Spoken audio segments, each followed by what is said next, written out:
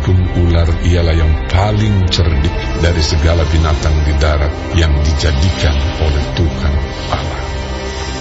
Ular itu berkata kepada perempuan itu, tentulah Allah berfirman, semua pohon dalam taman ini jangan kamu makan buahnya. Lalu sahut perempuan itu kepada ular itu, buah pohon-pohonan dalam taman ini boleh kami makan.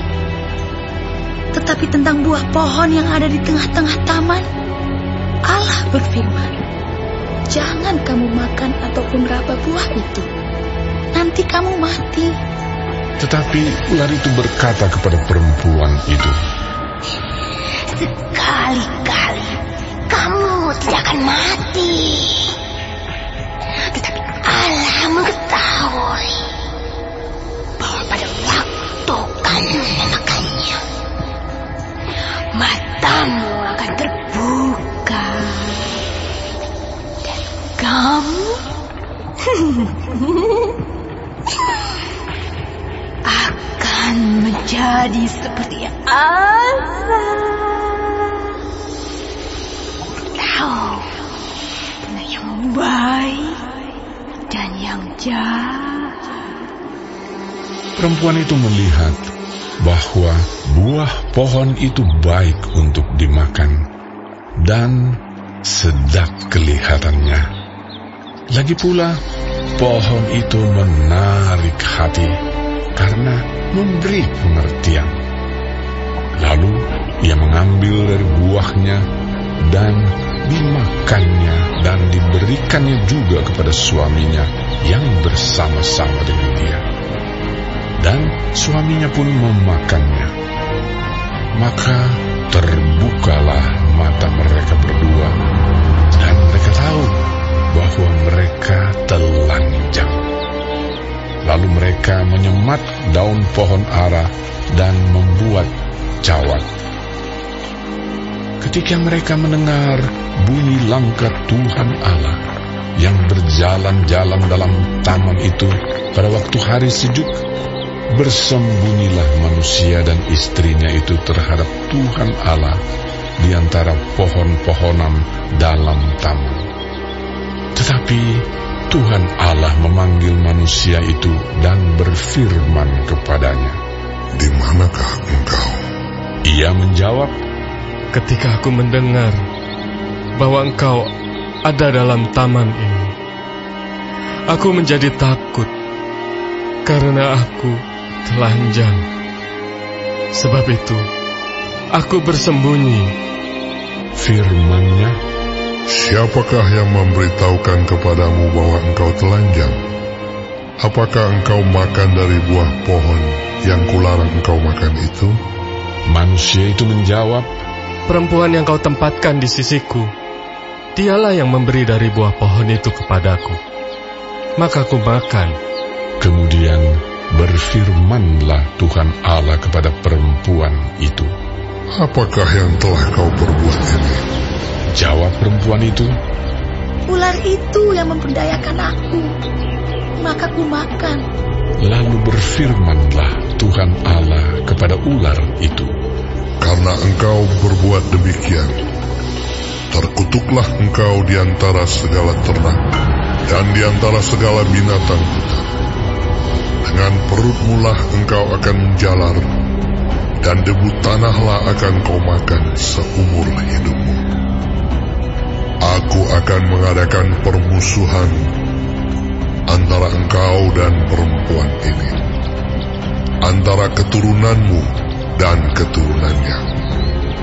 Keturunannya akan meremukkan kepalamu, dan engkau akan meremukkan tumitnya."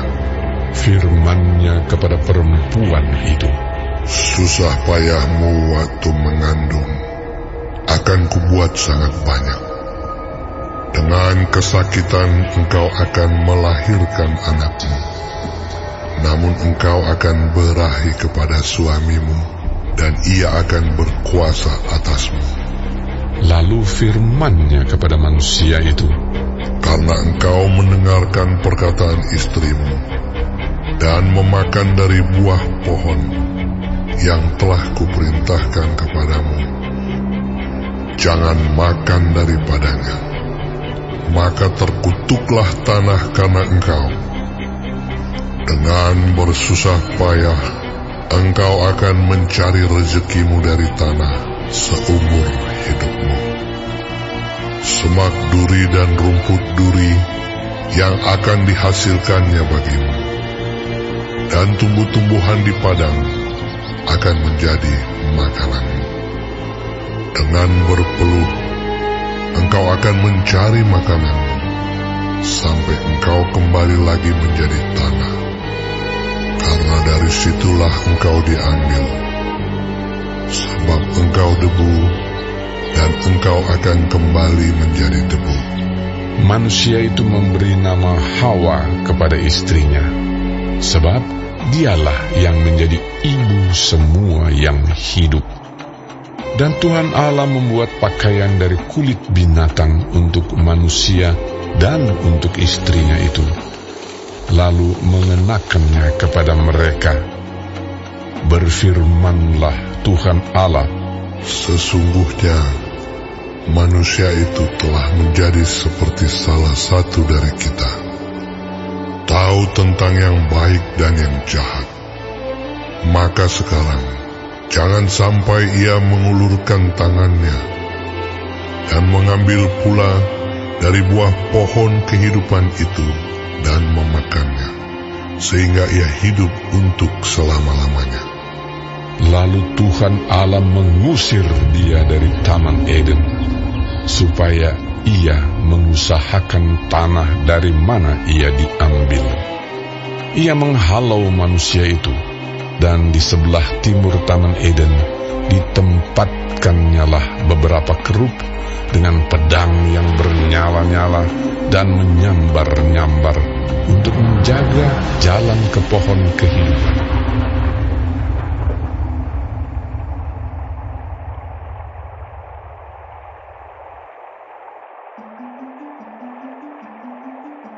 Kemudian manusia itu bersetubuh dengan Hawa, istrinya, dan mengandunglah perempuan itu, lalu melahirkan Kain. Maka kata perempuan itu, "Aku telah mendapat seorang anak laki-laki dengan pertolongan Tuhan." Selanjutnya dilahirkannyalah Habel, adik Kain. Dan Habel menjadi gembala kambing domba, Kain menjadi petani.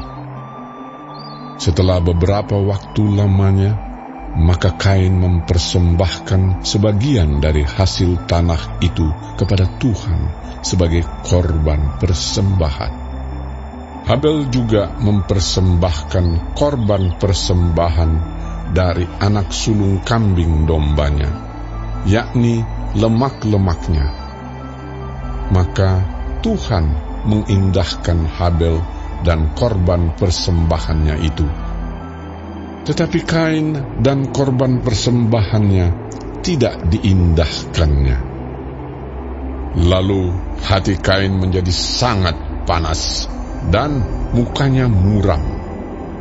Firman Tuhan kepada Kain, "Mengapa hatimu panas dan mukamu muram? Apakah mukamu tidak akan berseri jika engkau berbuat baik? Tetapi jika engkau tidak berbuat baik, dosa sudah mengintip di depan pintu. Ia sangat menggoda engkau, tetapi engkau harus berkuasa atasnya." Kata Kain kepada Habel adiknya, "Marilah kita pergi ke padang." Ketika mereka ada di padang, tiba-tiba Kain memukul Habel, adiknya itu, lalu membunuh dia. Firman Tuhan kepada Kain, "Di mana Habel, adikmu itu?" Jawabnya, "Aku tidak tahu. Apakah aku penjaga adikku?" Firman-Nya, "Apakah yang telah kau perbuat ini? Darah adikmu itu berteriak kepadaku dari tanah. maka sekarang terkutuklah engkau. Terbuang jauh dari tanah yang mengangakkan mulutnya untuk menerima darah adikmu itu dari tanganmu. Apabila engkau mengusahakan tanah itu, maka tanah itu tidak akan memberikan hasil sepenuhnya lagi kepadamu. Engkau menjadi seorang pelarian dan pengembara di bumi. Kata Kain kepada Tuhan, hukumanku itu lebih besar daripada yang dapat kutanggung. Engkau menghalau aku sekarang dari tanah ini, dan aku akan tersembunyi dari hadapanmu. Seorang pelarian dan pengembara di bumi. Maka barang siapa yang akan bertemu dengan aku,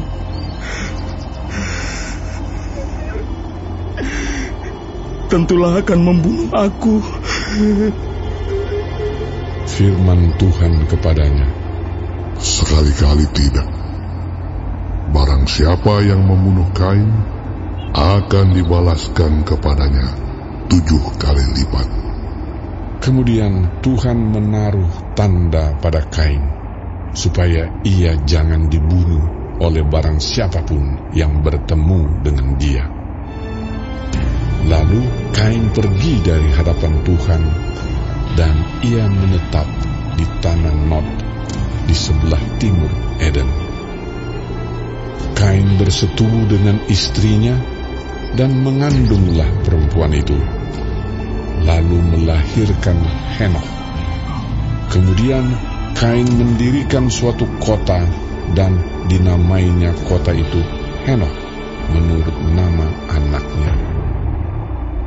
Bagi Henokh lahirlah Irat, dan Irat itu memperanakan Mehuyael, dan Mehuyael memperanakan Metusael, dan Metusael memperanakan Lamek. Lamek mengambil istri 2 orang, yang satu namanya Ada, yang lain Zila. Ada itu melahirkan Yabal. Dialah yang menjadi bapa orang yang diam dalam kemah dan memelihara ternak. Nama adiknya ialah Yubal. Dialah yang menjadi bapa semua orang yang memainkan kecapi dan suling. Silah juga melahirkan anak, yakni Tubal Kain, bapa semua tukang tembaga dan tukang besi. Adik perempuan Tubal Kain ialah Naamah. Berkatalah Lamek kepada kedua istrinya itu, Ada dan Zila, dengarkanlah suaraku. Hai istri-istri Lamek, pasanglah telingamu kepada perkataanku ini. Aku telah membunuh seorang laki-laki karena ia melukai aku, membunuh seorang muda karena ia memukul aku sampai bengkak. Sebab jika Kain harus dibalaskan 7 kali lipat, maka Lamek 77 kali lipat. Adam bersetubuh pula dengan istrinya. Lalu perempuan itu melahirkan seorang anak laki-laki dan menamainya Set. Sebab katanya, Allah telah mengaruniakan kepadaku anak yang lain sebagai ganti Habel, sebab Kain telah membunuhnya. lahirlah seorang anak laki-laki bagi Set juga, dan anak itu dinamainya Enos. Waktu itulah orang mulai memanggil nama Tuhan.